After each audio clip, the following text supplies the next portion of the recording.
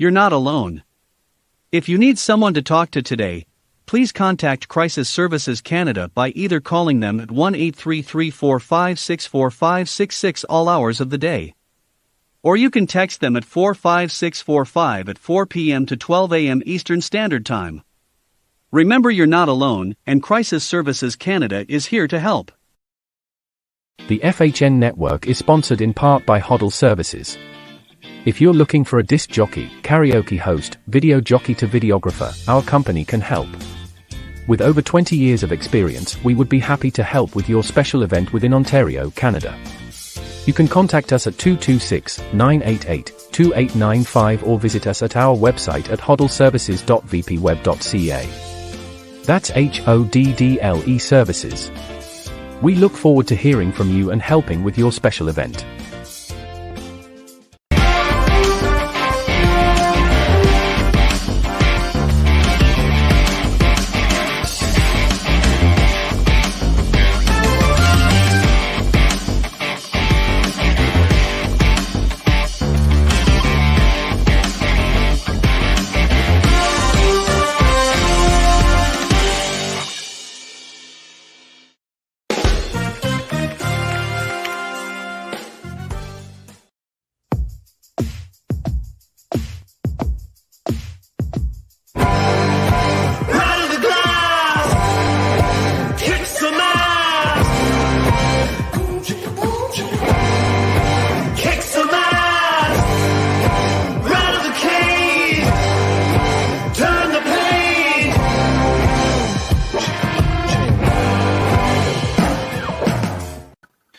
Hey, what's up, OTP fans? Thanks for joining the live recording of Season 3, Episode 15, Off the Puck Hockey. I'm your host, Tyler Fines, and you can catch us on Rogers TV, Channel 20, every Saturday, and make sure you check out our live recordings on Mondays at 9 p.m. Rogers Channel 13 in London as well. So make sure you guys are checking us out in the London area. You can follow us on Twitter, Twitch, YouTube, all of our social media channels. Make sure you're checking out Off the Puck Hockey.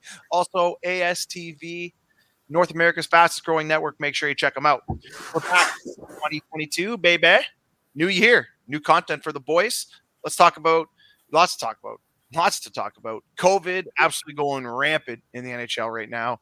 The outdoor game just happening, the Olympics being canceled. We're going to talk to our guests about that. The backlash from the player, which I actually didn't expect, the backlash that the players are giving the league over not going to the Olympics. So lots to talk about. But first, I want to introduce, of course, our co-host, Adam Stiles. What's going on, buddy?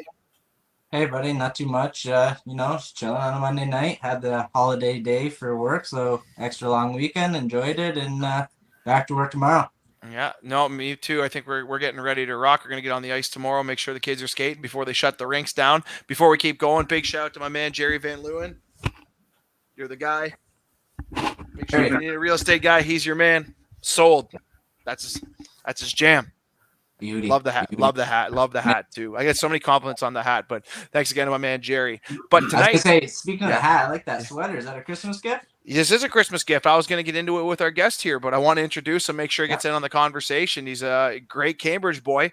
All right. Tonight, he's got a unique hockey position, which is awesome. I love it. Someone call him a goalie guru, hockey guru, equipment guru, manager of elite services, which is an unreal title with true hockey. Right. Right. Jorg Achenbach, what's going on, sir? Thanks, guys. Yeah, no, you know what? I'm excited. I'm excited to be here, Tyler. I mean, Adam and I talked about this some time ago, and I was really excited to jump on board here. I love it. Yeah. So how do you guys know each other? I was trying to figure out the connection. I just randomly, being the hockey fan I am, and goalie fan I am, I just came across Jorg as actually just a mutual friend on Facebook there. Kind of checked him out, liked what he did. Then Adam as a friend, followed him for a while, kind of chatted with him a little bit, touched base. He touched base, saying he kind of liked what we had going on here. And then just said, yeah, like he'd be great to have on. He said, yeah, he was just busy at the time doing what he's doing. And yeah, we just said, well, whenever you get the time or whatever, it'd be a pleasure to have you on. And here we are. And yeah, it's great to have you, Jorg. It's a pleasure. And I can't wait to hear some stories and get into what you do. Sounds great. Yeah, no, I'm excited. I'm really excited because, like I said, I'm not the biggest goalie guy. I'm actually probably the biggest. I coach hockey, and people will tell you, like my philosophy on goalies is stop the puck. Like that's literally the only philosophy I have as a goalie coach, and I try to treat them as well as I can. But I'm sure you're gonna have some great stories for us, about the goalies you work with. But just give us a bit of background about what your job is and how you kind of fell into it. So like you said, I'm the manager, the goalie manager for the pro division for True Hockey. So I kind of take care of the entire, kind of goalie pro category in terms of the gear, working with the players, the design of like overseeing the design of the gear, the look, like the lipstick. Guys will change their looks quite a bit. So I work directly with the athletes.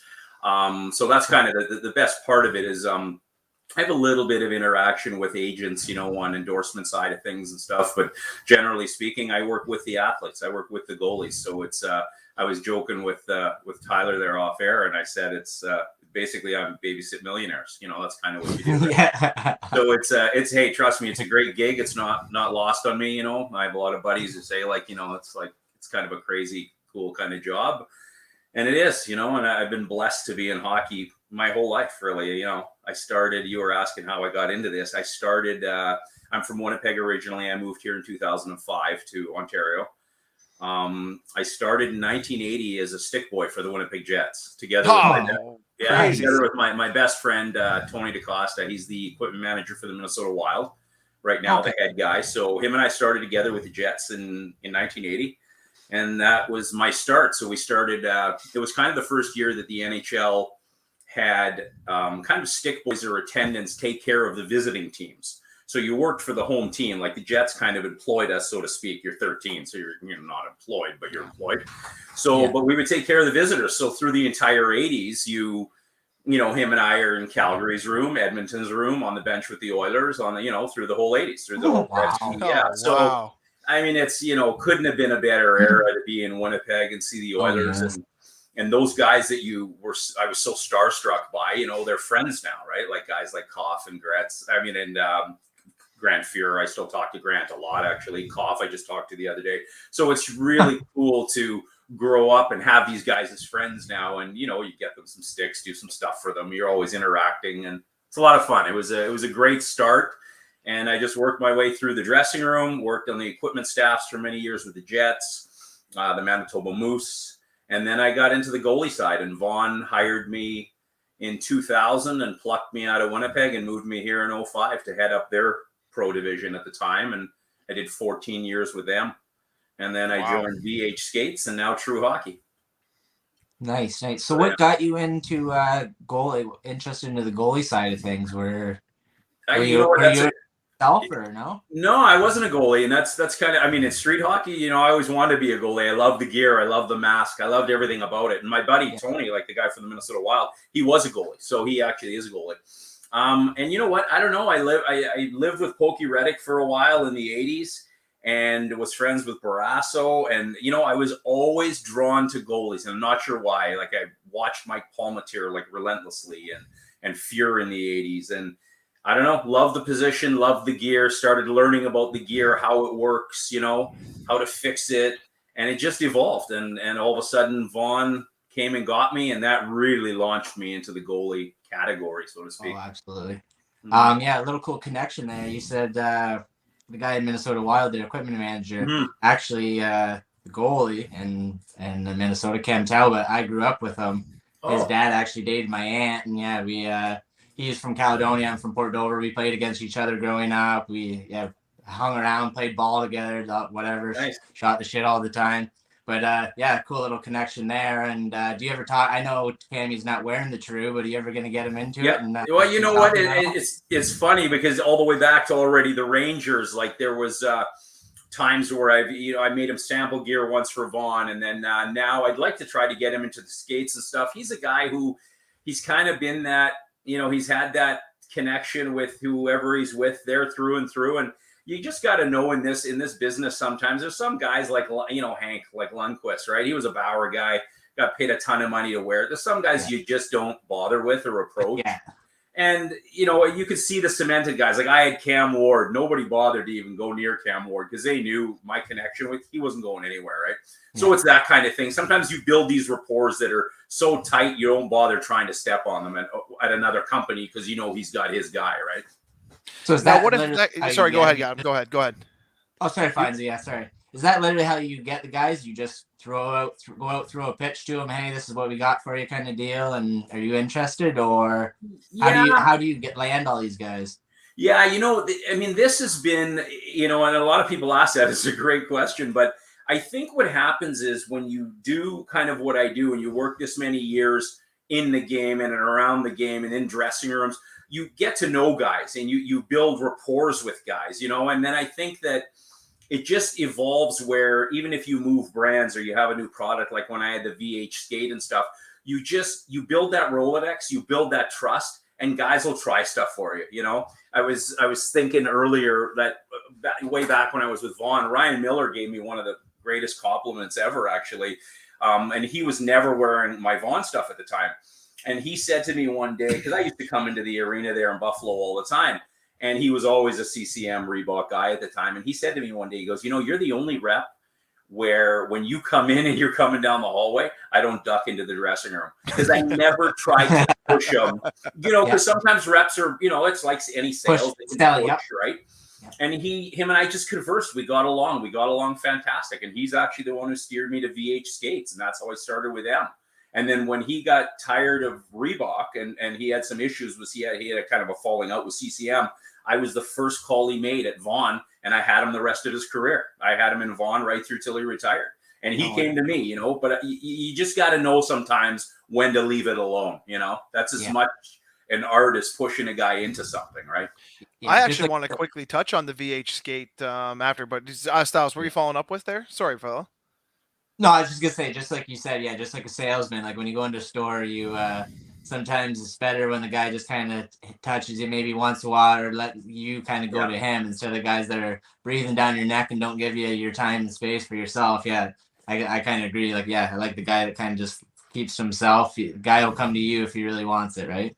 Well, and these guys, I mean, these are their tools. They know what's out there, right? Let's be serious. There is nothing that I'm going to do walking into a room that I'm going to teach somebody really about our gear, right? Like per se. They know what's out there. The guy beside him is probably wearing my true stuff, right? Yeah. If he wants to know, he'll ask him and he'll pick up the phone, he'll call me and he'll say, hey, can you make me a demo set? That's kind of how it works. You just fall into it. Yeah. Okay. Yeah, I wanted to quickly talk about the VH skate because you were saying like that. It's just kind of like a, where I shouldn't say got started, but you fell kind of into that. Talk about the VH skate. Like what was so, I don't know, incredible about working with that company, how that all started. So Scott Van Horn is the founder of that skate. So the guy is an absolute genius, scary. Like it cracks me up how smart this guy is. Just different level smart, these guys. So when Ryan Miller was the one who he was wearing it at the time, and nobody was in it. It wasn't even out yet, right? They were just into the player skates, didn't have a goalie skate yet. And Millsy's the one who said to me, hey, this guy's from your backyard because it's a Winnipeg-based company. And then, so then I got together with Scott Van Horn and we had some conversations and it all kind of worked out and we launched the goalie skate. But the premise of the goalie skate, what makes it so good, and I mean, there's 51 guys in the NHL wearing it today out of the 64 or wearing my skate, like that skate. So what it's kind of built on is no negative space. So for a goalie, when you have your entire foot touching basically the wall of the skate, everything you do, every move you make instantaneously becomes energy to the ice. There's no, like when you're buying a stock skate, if any of us walk into a store and buy the same size Nike shoe, the only thing that's constant is that same size Nike shoe. How your foot sits in it and how my foot sits, even though we might both be size 10s, is very different. So when you make a skate to a guy's foot with every bone and every crevice, and then the guy puts his foot in that, and that energy goes right to the ice. Faster push, stronger push, less exertion, less energy, so fatigue is less on the joints. I mean, that skate is a game changer for goalies. Game changer. That's awesome. Yeah, I'd like to check those out. Maybe one day dive into those, but a little rich for my blood. But, I've never even heard of them. That sounds amazing. Like that's just cool. That's just wow. Well, yeah. When did they come out? I joined them in 2015, so they would have come out around 2014 when they launched the player skate with Dustin Byfuglien, and they had a bunch of Jets wearing it, and then they just didn't have a lot of inroads into the NHL yet, like in terms of the rooms. So then, Mark Chipman actually helped bring this all together for me and Scott Van Horn, because Mark and I are friends through my Moose days. And so he kind of put me with them. And then I obviously had the access to the rooms, being a rep and knowing the equipment guys, knowing players. And so then it just kind of, I remember saying to Scott Van Horn, I think I can get you, quarter of the NHL in goalies. When he looked at me like I had 3 heads, he didn't think I could get him 15 goalies. And now we're at 51 goalies, right? I knew the skate was a game changer. Like, this thing is, it's ridiculous. Yeah. That's awesome. Yeah, so that's what they mold actually put the we foot scan in. it. So I have an iPad scanner, and I actually do a 3D image of your foot, and from that I send that into Winnipeg, and it comes out on a printer, and it looks like a schematic. Like, it looks like lines everywhere, and from that we make a cast of the foot with all the the bones, like where the bones are set. If you had a surgery and you might have a screw and you need a little bit more pronounced ankle, you can do that. So we basically make the cast, and then they actually hand make the skate right around that cast. That's wild. Every pair. And every pair. Doesn't matter if it's you sitting in St. Thomas or Carey Price's pair in Montreal. They're made by the same dudes in the same factory, handmade. No way. That's crazy. Yeah, that's wild. It definitely sounds like a game changer. Yeah. And I mean, we have hundreds of guys in them. I mean, look around the NHL, even in that outdoor game the other day, we've got some big names in these skates, right? I mean, player side, even on the player side, I just kind of concern myself with the goalie, where I have tons of guys. But even on the player side, we're north of 100 players, 100. Really? Yeah. That's big. Yep. That's good. And like you said, you're just getting started too, right? Once everybody kind of starts getting more wind of it, it's gonna, for sure. I'm sure that will go over into the couple of hundreds. Yeah. Let's hope. What's the brainstorming idea into getting like new? Yeah, I guess at one point you hit a wall about how to reinvent a skate, or how to reinvent something. What are those? Are you involved in those brainstorming conversations with the like the text and stuff like that? Like, how do you all of a sudden develop a new skate or something that's maybe so small? You're like, yes, this is a game changer though, especially nowadays. Yeah. Well, yeah. I mean, I think in hockey, and I think probably the case in most sports, everything right now is everybody's playing the weight game. You're playing the weight game with sticks. You're playing the weight game with goalie equipment. You're playing the weight game with skates. Like light, right? Yeah. So that's certainly one of the driving forces, or one of the things you have to keep in mind when you're designing a skate or any product. Now, for Scott Van Horn, he does all the designing. Yes, he comes to us and will ask. He'll get feedback from us. What do players think of this? What do players want in that? What they like, what they don't like. But I mean, at the end of the day, he's the smart guy, right? He's the smartest dude in the room. He's going to design what is going to be right. I mean, he's got a biomechanics degree. So, I mean, he not only understands the skate, but how the skate works with the body. So that's huge too, right? Absolutely. Yeah. What do you have any idea what percentage of goalies are wearing the true gear? The gear, I have 35, 36 guys out of the 64 in the gear itself. So, it's awesome because there's kind of 5 brands out there, and I'm going to say I'm pushing 60%. So you got 5 other brands, kind of battling for the 28 guys left or whatever. So it's a nice number for us to sit at. It's manageable, but it's a lot of guys, right? Like, it's a lot of balls to keep in the air, because these guys are incredibly demanding, and they go through massive amounts of gear, like in terms of in a season. So our production is just constantly cranking for pro. We have no time to make retail because the pro is chewing up everything for what. Seriously, that's crazy.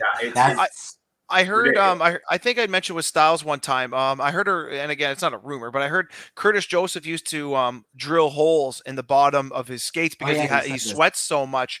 But I also got to think that, like, you drill small holes in the bottom of your skate, you're going to make it a little bit lighter. So I don't know if that's been, that's something that you guys do with every goalie. Like, is there something a goalie does that's so like off the wall crazy that you're like, I would not recommend this to any other goalie on the planet?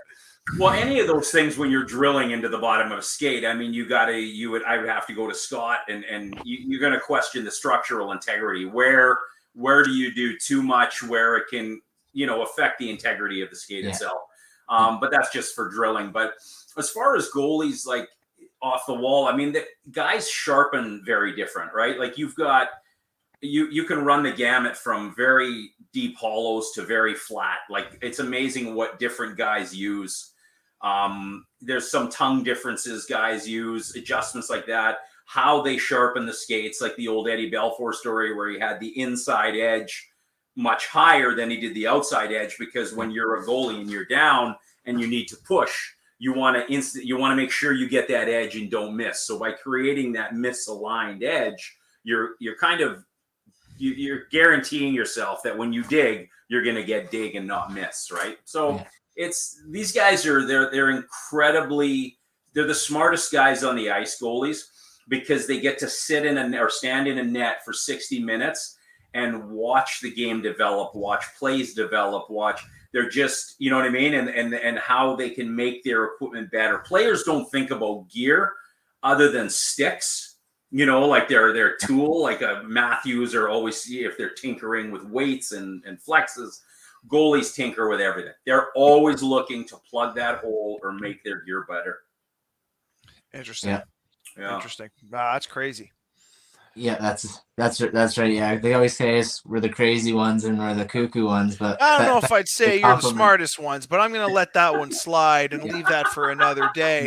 But we'll have that conversation another time. We're not having it tonight. Jorg knows what he's talking about. I also agree too.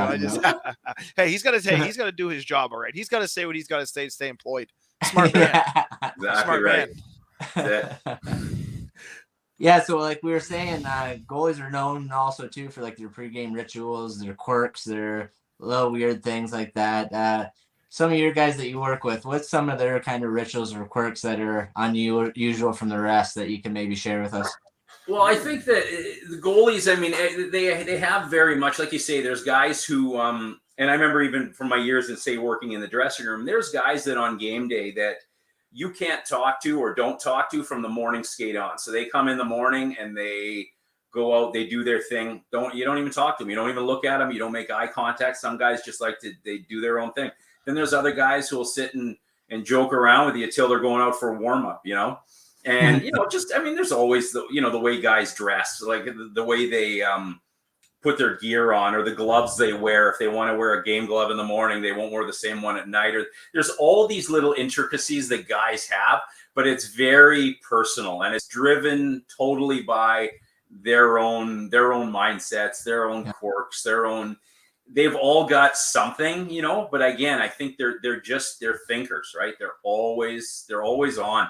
Like, you know, I remember Ryan Miller too, telling me stories about he'll wake up in the night, you know, and all of a sudden something will come to him about an equipment idea. And he actually would have a notepad and a paper beside the bed, and he'd write a note for himself so that in the morning he doesn't forget where he was going with it and stuff. Right. So these guys, I mean, my job every day is texting with and talking and Zoom calling with these guys. And today it was Samsonov from Washington. He wants to do some new coloring. So him and I we're getting out the crayons tomorrow, and we're going to start coloring new gear for him, right? He wants to come out with. So it's, you know, it's constantly that stuff. You know, Freddie Anderson, the guys will send you. I send them a color customizer over the computer, and then they get to fill in the colors. And then so Freddie and I do a lot of his stuff together. So he'll do something, send it to me. What do you think? I'll say, yeah, I like that. I like that one better. I like black. How about let's put black here? And so we'll just go back and forth. It's like we're playing volleyball. You know what I mean? Banging this thing back and forth until we lock on something. And then Price he'll do his colors. He'll send them to me and tell me what do you think? I could tell him he looks like a clown, and he'll say he's doing it anyway. He's doing it anyway. I mean, Pricer he drives the bus, right? I always tell people I have input. I'm honored to be asked by him, but at the end of the day, this kid drives the bus, and he always has. It's just who he is, you know? That's awesome, man. Yeah. If you're ever sick and need a fill-in, I know a guy that could maybe fill in for you. Yeah. What a dream job, man. That's just, these stories are incredible. And you're saying, so these goalies, who burns through the most equipment? Like, is there a certain guy that goes through so much pairs of gear a game? Or Pricer goes through a lot of gear in a regular season. There's a lot of guys. I'd say, you know, people ask me this all the time. I'd say on the average, A goalie will go through, and any of the 64 in the league will usually go through a minimum of probably 5 sets of pads and 10 sets of gloves. And then you've got your heavy users. A guy like Pricer will go through 8 sets of pads, 15, 20 sets of gloves. John Gibson breaks out a new glove every 10 days, 3 times a month. Doesn't matter how many games they've had. He busts out a new glove every 10 days. It's just what he does. I never played at a pro level, but I can tell you, like, the one thing that I hated about hockey was even just breaking in new skates, new gloves, new this or that. I couldn't imagine these guys breaking in new pads, new gloves, whatever. Like, are they coming like broken in? Like, are these things freaking like that's 80s, man. That's so long gone. This stuff is ready to wear. I've got goalies literally. I mean, I could list many of them, where they'll get stuff on a game day, and if they can get it in the morning skate that day, that morning, to get the straps, and get the the buckles and everything set, they'll wear it that night in the game. That's crazy. That's wild. Because there's no way I could do it. Like, I can barely do. I literally was handed about 5 days ago. There's a kid playing in our organization. He had an extra. I'm like, listen, my palms are ripped. I don't want to get them repalmed. I don't like repalming gloves. I'm like, I need a new set of gloves. Like, I got these used ones, threw them on, and they just feel like they just felt like I couldn't do it. I had to wear them a couple times, and finally they broke in. But I just couldn't imagine getting something in the morning and then having to go and play at the NHL level at night with new stuff. I just don't know how they do it. That's crazy. And I mean, they can use thinned out palms a little bit too, like in a glove. Like we can make palms thinner for them than they would be on a retail shelf or whatever. Because you got to remember, with the frequency these guys are changing, they don't need it to be thicker and time to break in. They want it ready now and to use today, because in 3 weeks or 2 weeks, it's done anyway. So moving on, Yeah. No, that's like you said, Findsy. Like, I would see goalies last few years, even just kind of when it didn't make sense to me, these go out in the game with brand new gear, and it's like, they're nuts, man. I'm like, how would they, like, I would never attempt. I would always be practices and I wear my new gear and kind of break out and sleep. And again, I'm used to the minor hockey, right? On the pad, I'm used to the minor hockey. Like, these guys, like, the goalie comes out, he's like, I got new pads on. I'm like, well, does that mean you're going to be asked today? Like, is that what's going on? Like, is that why you're saying, hey, coach, I got new pads? Or like the other day that we were skating with a new young lady who's 11 years old, and she's like 5'10". This girl's going to be incredible. She comes out, I got new skates, and you just see her like struggling with her edges and just can't get. Now, I understand, obviously it's a little bit different at the pros. Like, those guys are a little heavier or whatever, but just a crazy difference. You think they're setting the table to you to say, hey, coach, we're gonna lose them by a touchdown today, buddy. I'm gonna be bad today. I'm just letting you know we're gonna be real bad. Just to let you know, it's the skates, it's not me. Yeah, that's funny. Is there any goalies that comes down to, like you said, like Gibson, every 10 games, no matter what, he'll change his catcher? Is there any guys that kind of, like, if they get on a roll or just it's doing well for them, just keep that same gear for a while until 100%? And even with other brands, like, you get guys like, I do Braden Holtby stuff for him, and Holtz will go through a dozen sets of gloves and 2 sets of pads the whole year. Oh, seriously? He won't. He won't. Like, he just does not consume pads for whatever reason. He likes them. He likes them softer. He likes them broken down. But he likes new gloves, so he's constantly changing gloves. I'm plowing through gloves for him, But he's another guy. Like, you run the spectrum with goalies, because Holtby's another guy where at the beginning of the season, he left CCM and came to me early in the season. Like, he was just had enough with CCM, and he said, can you make me my old specs? I said, yeah, happy to do it, this and that. And then I said, what do you want to do for colors? He goes, just make me something, make me look good. He didn't really, he just let me color it. So I just can't, in good conscience, just do the colors and send them in. So I have to send it to him. So I'm texting them to him. It took him 3 days to get back to me to kind of sign off on them, because I was just, I need him to tell me, like, absolutely. I feel like I do. And he was like, just make me look good. Like, and then there's other guys who want, no, make it, black there and take away the, there's guys that are very intricate, and he's just that, whatever. Grubauer too. Grubauer was just create mine for me, and whatever you think looks good in Seattle, and make them for me. Yeah. Who's the pickiest then? You said Price, probably? I mean, Price, it's not really, with him, it's not really picky, but he loves the look piece, right? Like, he likes that whole how he looks or how the gear like looks. So image. You want to look good in the OPG cards, Yeah, he just likes that, right? So, I mean, he's very involved in it, as he should be, and as he has a right to be, of course. And then other guys, they're picky for different reasons, right? Like some guys want more white because they want to locate pucks. Like you don't want colored pads and looking small, that whole theory about goalies looking smaller in colors. And so everybody for different reasons is either involved, less involved. And, I mean, it all comes through me at the end of the day. I kind of, if they send it to me, I just move it on. If they want me to do it, I do it and move it on. It all comes over my desk, which is awesome. I see everything. I have a hand in everything, and it's a lot of fun. Again, super blessed that way. I mean, it's a great gig for sure. There's a couple of things I want to go back to about the goalie equipment, but first, do you ever interact with the goalie coaches?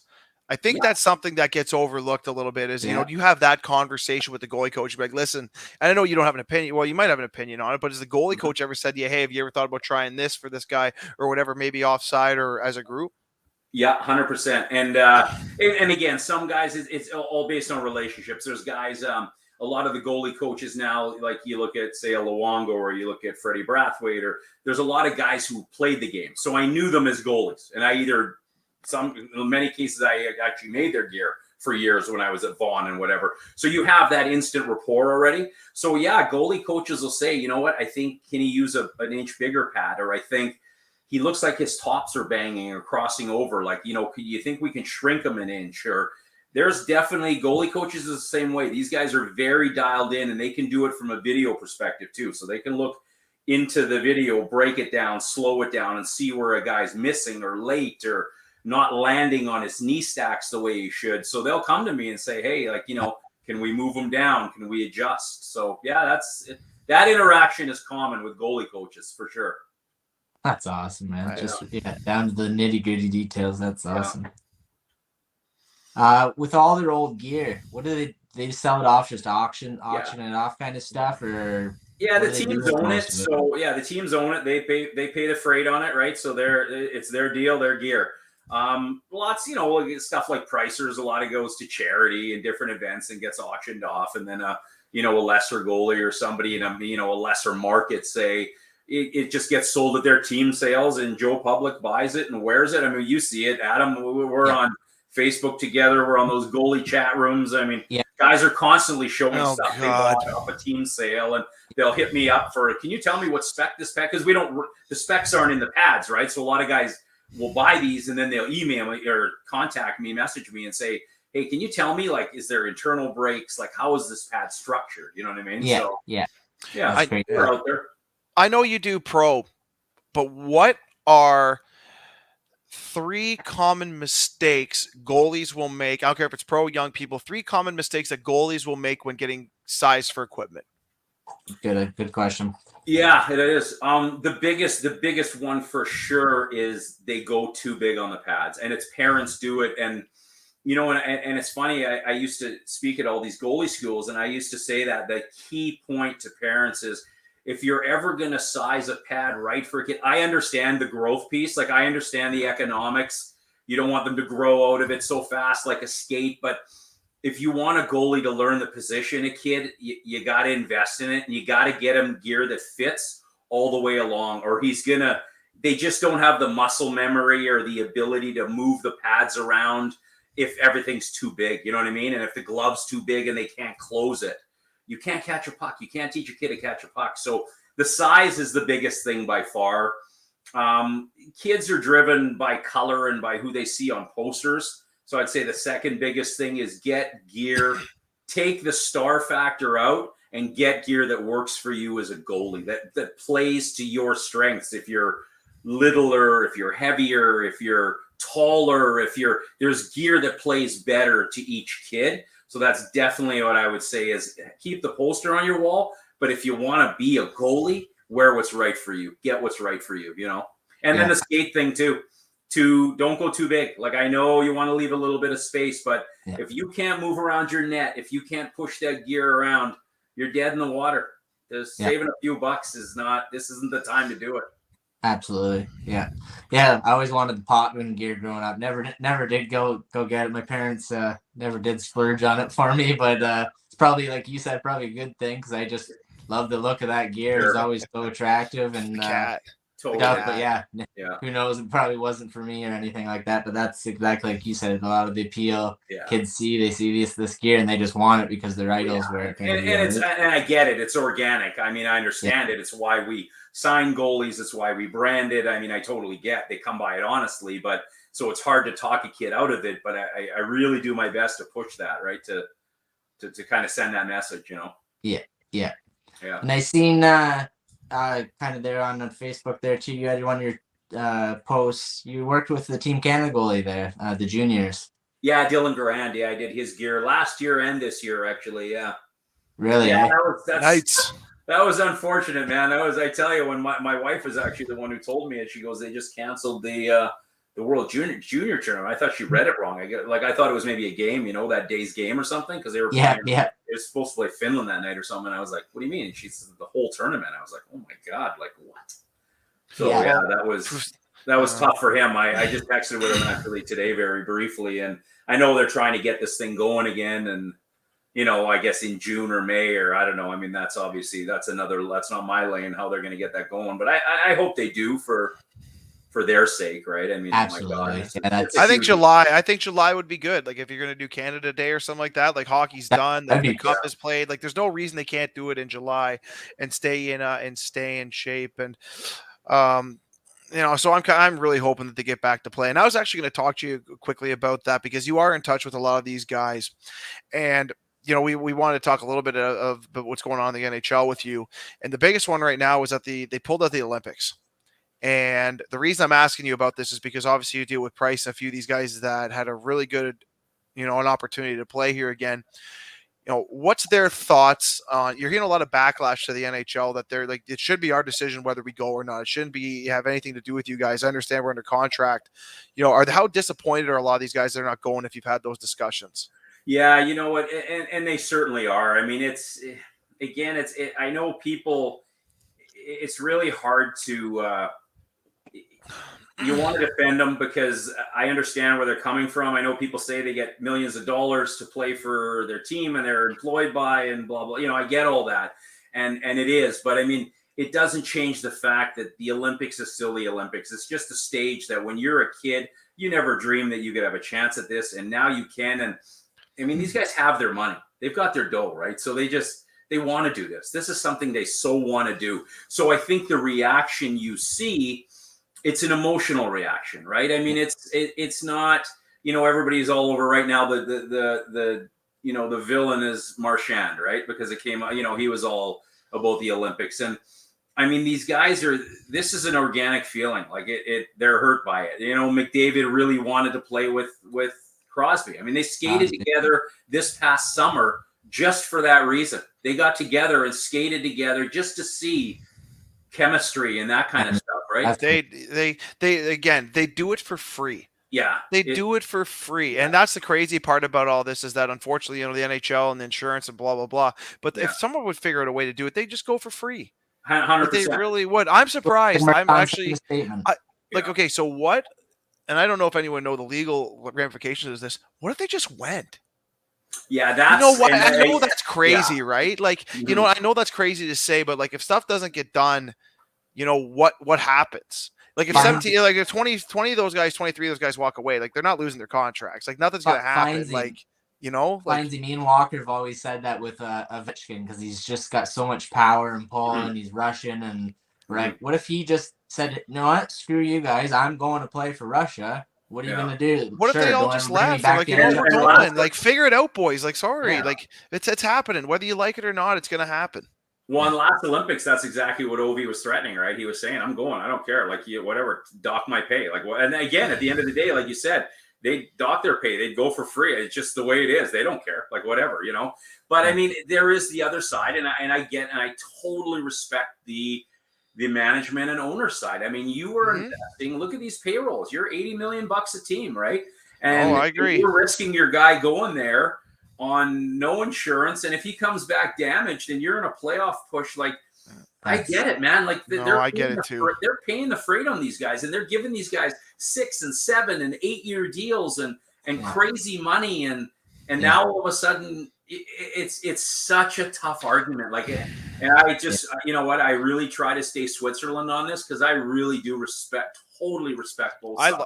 I don't think I'm only asking the, you know. Yeah, and I only asking the question because I'm actually on the other side. I don't think they should go, and because of what you said. Right. That's the only reason. Like, from a business standpoint, you committed to a contract. The Olympics are great, and I hope they can do it. But if the NHL will get off their butt and try to get their own game together or figure this out quicker than normal without the Team North America and all that crap, I didn't mind it, but I get why people were upset. You know what I mean? But they need to get off the ground because if they really did an Olympics, it would only be arguably 4 countries. Yeah, maybe 5 with Germany if you attack in Germany. Yeah. Right, like it's right. Maybe 6, I guess. Czech, Finnish. Yeah, you probably get 6. It's funny too because about a month, 2 months ago or something, Hockey Canada got in touch with me and sent me a list of basically 6 goalies that were on the short list, and they wanted me or send it to the companies. And I had 5 of the 6 guys were going to be my guys. So I had 5 guys that could have gone to the Olympics, and there was 1 guy from another brand. It was Darcy Kemper with Vaughn. But I had the other 5. So I actually made a road trip and traveled around to every city where I had one of my Canada goalies, met with them privately, like met with them away from the players. Cause you don't want to, it's the guys don't want to be jump the gun and that kind of stuff, but I needed to get Canada colors. So I had to kind of design gear colors for every guy that could potentially go. So I went to every city, met with every guy quietly, one-on-one. I said, listen, I know I know we don't want to jump the gun here, but I got to get gear made. I got to get the stuff going for you. So, we had everything in the works. And literally at Christmas, I told our guys at our factory, I said, we got to shut it down. It's not happening. It's done. So we just scrapped them all instead of going through and making them all. Then we just would have sold them off, I guess. But where is the True Factory? Like, where is that stuff? Where does everything get created? The True Factory. Lefebvre is our manufacturing division is in Montreal or Terrebonne, Quebec, which is Montreal. Yeah. So it's all Canadian made. Everything, every pad you see, I like it. Is made in Montreal. Big fan. Yeah. That's awesome. Yeah. Yeah, I was hearing another option there. It's kind of cool. I don't know if it'd work or not. But yeah, I was gonna say too. Also with the quarantine of China, there it makes it a lot more unfavorable for the players too. If you imagine you getting them one trying to come home, they got to stay there for 30 days because they got to be on lockdown. That's not happening. Exactly. There's a whole added risk factor there, right? There's a lot of pieces. It's not everything. It's that iceberg thing, right? Everybody just talks about the surface, above the surface, and going to the Olympics, but the stuff at work under the water there, right? It's a big piece. There's a lot at play. Absolutely. Yeah. The idea I've heard thrown out there is a pretty cool idea. I don't know if it would work or not, but since World Juniors can't cancel, why don't we send the World Juniors to the Olympics to play? I'm like, it's funny. I know I read Don Cherry said that, and I agreed. I thought it was a fabulous. I actually texted that to Elliot Friedman the other day on the air. Really? When he was there with BXA, and I texted Elliot Friedman. And I said, like, is there anything to this? Like, is this, because I agree with you. I think it's a great idea. You're killing 2 birds. Like, the Olympics in its nature is amateur anyways. Yeah. So and it's better. I think you'll see better. I don't say I want to say you'll see better competition, but I just think that it's a good opportunity to showcase your game as opposed to showing the best players in the world. Like, these guys are on their way up, and not a lot of these guys that play in the World Juniors make the NHL from other countries. Canada, you probably get 4 or 5 guys that are actually like longtime NHLers or 5 to 7 year vets, where the other guys maybe get a sniff and then never come again.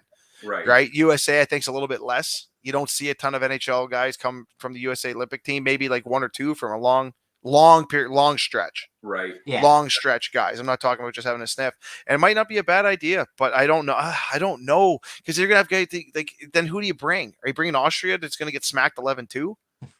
I don't know. I like it though. I do like the idea though. But if you send the NHL guys, right?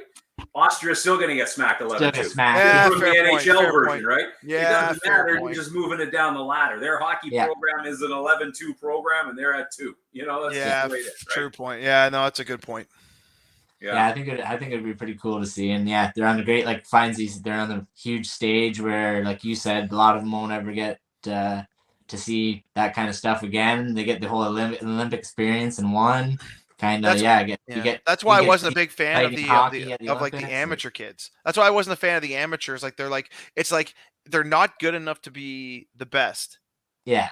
Right. The juniors are like, it's like, we know you're not good enough to play in the NHL right now. Like as a, you know, only a couple guys, but there's the potential of you possibly making it. Yeah. Most of the guys are going to get in the AHL or even, you know, wherever you're pulling these guys from. Yeah. Have either already been in the NHL? Yeah. Can't make the NHL.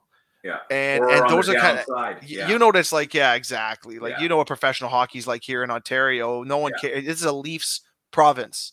Yeah. This is not a hockey province. Well, and I mean, just in goalie alone, like from what I'm hearing, I think Devin Dubnyk might be one of the goalies for Canada, right? That's kind of what I'm hearing, is he might be one of the guys. So if that's the case, well, there's a perfect example. This guy's on the downside. Great. Hey, great NHL. He had a career. He had all of that. But I mean, you're not sending best on best, right? You're not. Whereas at least if you send the World Juniors, you're sending best on best, relatively speaking, to the, you know, right, in relationship to where they are. Yeah. Has there ever been a goalie you've worked with that you just like it just didn't work out from a relationship wise, or like a goalie, you know, someone that's just nice. You know, everyone's got relationships, right? Like, has there ever been one guy's like, you know what, this isn't working. We can't, I can't make it. You know, it's just we can't figure this thing out. You don't have to say names or anything. Yeah, no, and the best story I think for that is, and it's not that it didn't work out from a gear perspective, but when I joined Vaughan and moved here, I had a little bit in the beginning of falling out with Jose Theodore a little bit in Montreal, because we were paying him a lot. I really wanted us to pay Mika Kiprasov at the time, you know, it was just kind of, he got a huge offer from iTech.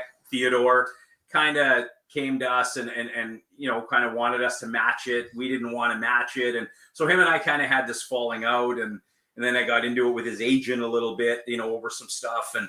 And it just went for a couple of years, and then the iTech thing never worked out for him. He had, you know, anyone. Yeah, he had some issues with it and stuff. So, and then he came back, you know, and him and I are friends to this day. And I love Jose. He finished his career with me, but there was definitely a tenuous kind of a time where, you know, like they soured. You know what I mean? They soured. I didn't like what he did to Mike Vaughan, the way, you know, kind of treated him in going away. And, you know, and again, it all boils down to, and I tell this to my wife all the time, is that it's amazing the player you meet when they come into the NHL and are 20, and that same goalie player, whatever, when they leave the NHL at 35, you know, like the way they mature. And I've been so blessed to be able to watch this happen live and watch them grow as people. And you really got to just kind of push it aside when they're young and realize that these are just 20-year-old millionaires, and they think they have it figured out like we all did at 20, and they don't, you know? Yeah, that's awesome. That's a cool way to look at it. Yeah. 20-year-old millionaires. Yeah, exactly. That's just it. They got so much more to learn, and they're just right at the tip of the iceberg and just getting into it, and there's so much more down that line. Yeah, you're throwing millions of dollars at these guys. They had everything handed to them. I don't begrudge these guys anything. I get that all three of us on this screen right now, what were we like at 20? And we didn't have $1 million. I got pictures of Styles if you want to see it. We can bring them up. Right? I'll tell you exactly what Styles like when he was 20. I got plenty of those pictures. We can throw them up. That's easy. That won't make it not a problem. TV. I always said we should have a college night one night. We'll just bring on like 5 of the guys from college. We'll just talk hockey and show old pictures and drink beers on the show. People would love it. Yeah. The stories we can tell. The thing is, we need like a 3-hour like show, and an awful rating. Like, please don't watch if your kids are watching. But you would need a long show. 100%. What's the one piece of equipment right now that you'd like to really revolutionize or change, or even add an additional piece of equipment? Got it, Findsy. I don't know. Like, I mean, I think because I'm not somebody who has that kind of, that design kind of brain, like that, you know, that Elon Musk who can look way beyond, or even Scott Van Horn when he did the skates. I like taking the newer stuff or the stuff that's existing and making it making it better or more functional for each individual guy when it's already kind of created. You know what I mean? To create something like, I always see something new. I see a skate, I see a pad, I see new stuff come out, and I always think like, man, how's this going to get any better? How's this going to get any lighter? How are these sticks going to shoot any harder? But they always do. They always find ways. How are these guys? Look how fast they're skating. I mean, these athletes it's mind-boggling from when I started to how guys came to camp or used camp to get in shape to how they come to camp nowadays. It's a different world, right? So for me, I just like seeing what the smart guys invent and work with that and use that as my palette to kind of work with the goalie and say, like, what can we do with this? Where can we move this strap so the pad sits better or sits better on your foot or rotates better? Or that's the stuff I like. I think the smart guys should keep doing the designing. You know what I mean? They don't need me. They don't need me on that. Well, sometimes sometimes you got to pinch yourself because you deal with all these NHL guys, and I'm sure you've got, you've been brought into the back rooms of certain, of the lives of these guys. Oh, yeah, what's that been like? I know it's kind of a vague question because I really don't know how to generalize it personally. I really just, what's it been like being in the NHL and kind of being in these back doors with these guys? Like, what type of lives do these guys live? How do they treat you? Yeah, you know what, and that's. I joke about that. I kind of call it like, being behind the ropes, right? Getting behind the ropes. So, yeah, I mean, you do build with some, I guess, some more than others, like anything, like building friendships, but you build some lifelong, like Cam Ward and I are very close, have been his entire career. Him and Carey Price were probably two of my first clients in the, 2001, 2002, 2003, so I've built close relationships with both of them. I'm close with Price and his dad, and I've been very involved all the way through his entire career, Carey, luckily, right? I've been blessed to be involved with him. And yeah, you get to, I've stayed at a lot of guys' houses, had dinner at a lot of guys' houses, traveled with guys, go for dinners on the road. I mean, you get to see into their lives a little bit and what they do away from the rink and how they act and how they talk about their families and their wives and their moms and their, it's, it definitely, you have to sometimes find ways to separate the relationships from just getting the work done for these guys and calling them out on their stuff sometimes. Because there's guys, I've had conversations with guys where I'm watching a game and he lets 3 goals in 5-hole or, 3 goals on 5 shots. And I know I'm getting a call after the game.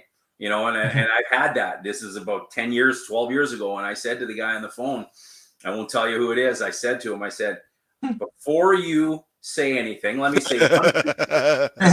say one thing to you, and then you tell me whatever you want. He goes, okay, go ahead. And this was in November. Okay, this was in November. And I said, 5 months ago in June, you won the Stanley Cup in that same gear. So you tell me what's wrong now. And he was like, he just F-bombed, like blew me off. Like, okay, you're an idiot. Because I knew where he was going. He was just looking to blame the gear. And, I tell guys, it's not the one. How many years ago you said? Not the one, it's the magician, right? Start doing your research. We'll figure it out. Go. Yeah, we need exact dates. We'll figure it out. It was... we have an extensive research crew here. We laughed about it for years. But, I mean, that's exactly true. He won the cup in June. Literally, he won the cup. And then now in November, he has a bad night, and all of a sudden it's like, I'm the worst goalie in the league. Yeah. I got news for you. Not the case, right? This just popped in my head. You know how they're talking about rule changes and shrinking equipment, which I'm not a goalie, so I agree. I think they should shrink the equipment. However, did you get word from like the NHL or your goalies that coming down the pipeline? Like, listen, this is going to change. So as my rep, you need to know how to change this so we can adjust. Because the reason I'm asking this is because do you see another goalie equipment change coming, from the NHL? Like, since things are getting a lot, I don't know, easier, and I should say easier to make, but a lot more steady. So you're taking shots. Yeah. Like, are they going to really are they going to start shrinking up the chest protectors or the pads or whatever? Have you heard anything like that? Yeah. So the first part of that question, yes, I've been involved back to my Vaughn days. Even like we were as equipment reps, pro reps, we're involved in that from the get-go with Kay Whitmore. So Kay Whitmore from the NHL, who's basically the guy who calls the shots as a product of the GMs who send the message down. he comes to us and says, "Can we make this smaller? Can we make that smaller?" He works with us. He's an incredible guy, very dialed in. So it's not just kind of pushed on us, right? Like, we're all part of the conversation. Does it make sense? Can we make it safe? Because the biggest mandate the NHL has, and you'll always hear Bettman and people say it, is that you want to protect the athlete. That's a given. But the other thing that I thought Bettman said that was really smart, or that the league stand, is they want the goalie to make the save, not the equipment. So the equipment doesn't need to leave the lines of the body. Do you know what I mean? So let the athlete make the save. Don't let something that's sticking out into the chest, like into the area of the net from the body, make that save as by default, right? So I think that's a great mandate. And I think they've gotten there. The pads are where they need to be. The chest protectors are snugger. Will they maybe chip away? I think a pant change could be coming, where they're going to make pants a touch smaller, maybe. But I think they're there. I think that the goal scoring's not down. These guys are filling the net because they're great shooters. And some goalies are making fabulous saves. So I think the game's as good as it's ever been. I agree. The only reason I asked that is because last night, Styles, I was playing men's league. So I was talking to York. First time in 3 years played men's league, scored, no big deal. But the goalie I was playing against looked like a freaking transformer. The gear this guy had on was insane. Yeah. And he was a tall guy. But I mean, I was looking down, I'm looking at it, and I'm like, this is ridiculous. I'm like, there's no one scoring on this guy. I don't care if he's good, bad, or indifferent. This guy's so bad. This guy's going to make the save. He's just going to make the save.